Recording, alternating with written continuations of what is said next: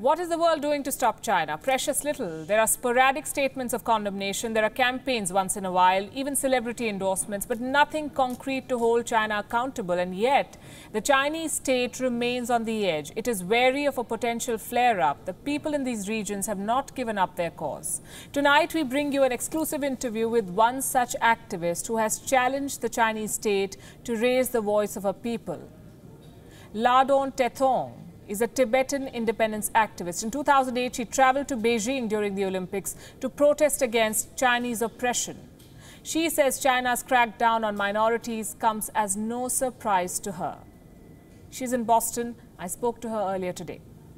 I'm joined by Lhadon Tethong, a Tibetan independence activist and director of the Tibet Action Institute.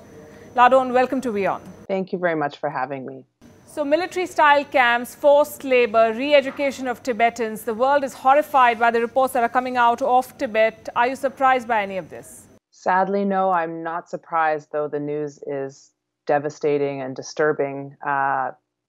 Tibetans have known for far too long that not only is this a possibility, but things like this are likely happening. Information just trickles out of Tibet these days. China has so effectively locked down all of Tibet. Tibetans can't get out. Diplomats, observers, journalists, others can't get in, or certainly not easily at all. And so it's really difficult to know what's happening on the ground. And this report, this news that just broke, was, not surprising and upsetting, but also just sadly another part of China's campaign to destroy, and I think you said it best, to destroy the Free Tibet movement. Well, stories of Chinese persecution of all ethnic minorities and groups are very old, but suddenly there is international focus. Do these recent moves do you think they also have something to do with the fact that the Chinese state may be fearing another Tibetan uprising? I think that the Chinese government actually, this is exactly it. They live in constant fear of what might happen in Tibet. 2008, when Tibetans across Tibet, in the lead up to the Olympic Games, did exactly what the Chinese government wanted them not to do, which was rise up, protest, go into the streets and say, we are not Chinese. We are not prospering and benefiting under Chinese rule, as the Chinese government is presenting in its Olympic propaganda.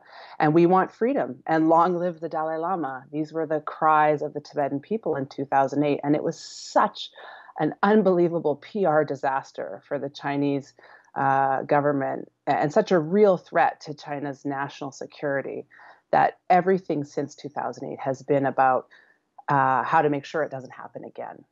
I think the Chinese authorities know, the world can see after 60 years of unbelievable violence and policy after policy designed to break the spirit of the Tibetan people, they continually come up with failure. 1959, the uprising, 1987, 88, 89, and then 2008. And so now I do believe this is all, tightening the grip and trying to look for, and I have to use this term, in a way, it's sort of a final solution for the Tibetan issue. And I think we see that in East Turkestan or Xinjiang as well. Do you think the issue of the Dalai Lama's succession will be a flashpoint between Tibetans and Beijing, or do you see some sort of a capitulation given the campaign that Beijing is running?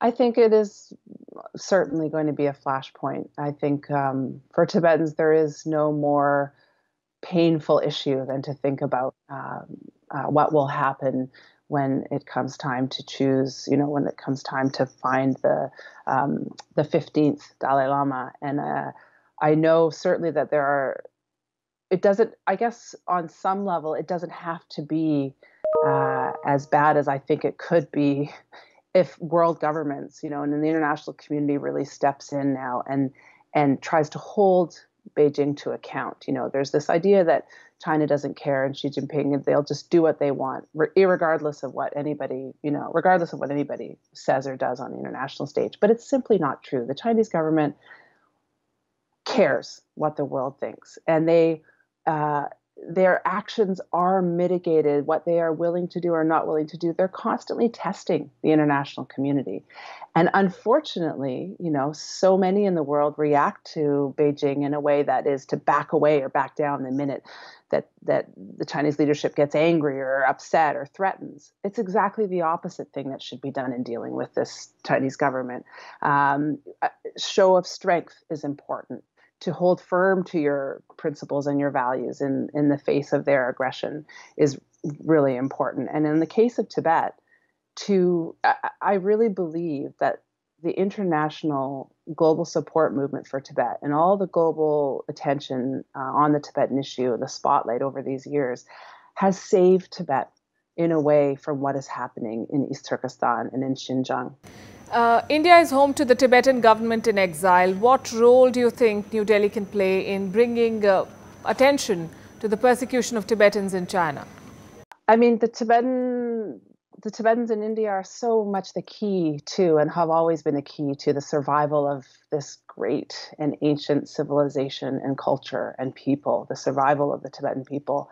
And the Tibetan government in exile in India is the legitimate representative of the Tibetan people inside Tibet. And so I think anything that can be done to bolster, to continue this unbelievable project and the generosity that India has shown to Tibetans, but not just on a sort of humanitarian basis, on a political basis as well. I think Tibetans have a lot to, in a way, teach the world about who really is this authoritarian China. I think China has done a good job to a certain degree up until now of sort of masking its true face. And I think with the recent incursions in India and Ladakh, with the sort of bellicose posture the Chinese, or the way that China is acting in the world right now, we see that the future of Tibet and this future of survival of this Chinese People's Republic of China, this authoritarian China, is really, the Chinese government represents one of the greatest risks, not just to the survival of Tibetans, not just to the national security of India, but to the peace and security in the world. And I think that's clearer to people now. Lhadon Tethong, thank you very much, and more power to you. Thank you very much. Thanks for the attention on this issue.